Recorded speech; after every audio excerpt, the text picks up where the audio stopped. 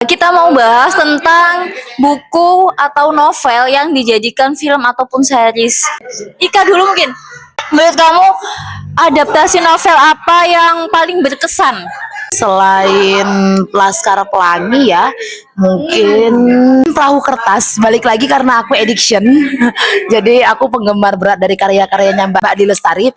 Kalau sebenarnya yang aku pelajari dari adaptasi atau alih wahananya ketika dari novel ke film itu tuh keterbatasnya di budget teman-teman. Jadi di biaya produksi sehingga ada beberapa part-part yang mana itu dia harus dipangkas padahal semua itu dia ikonik gitu. Contoh misalnya ketika scene Kinan dan Kugi terus juga teman-temannya yang lain itu ketika mereka makan gitu. Jadi ada beberapa dialog yang Kinan itu menyebutkan pemadam kelaparan gitu. Nah, tapi sebenarnya pas di film itu tuh nggak terlalu ditonjolkan gitu ya. Padahal itu sebenarnya lucu menurut aku gitu pribadi ya sebagai pembaca dan juga sebagai penonton. Untuk yang lainnya kalau dari segi sinematografi terus kemudian visual aku nggak bisa berkomentar lebih banyak karena aku lebih fokus di storyline-nya gitu ya.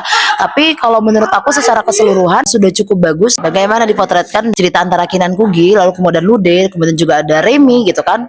Itu tuh cukup apa ya, cukup berhasil, aku bisa katakan seperti itu, cukup berhasil gitu di tahun itu gitu. Dan bagaimana cara Mbak Di itu melukiskan tokoh-tokohnya itu bisa divisualisasikan, bisa dikatakan mendekati sempurna ya teman-teman. Makanya kenapa jadinya ada scene yang ini Radar Neptunus itu kemudian bisa disampaikan dengan baik melalui acting yang sangat ciamik dari Mbak Maudi.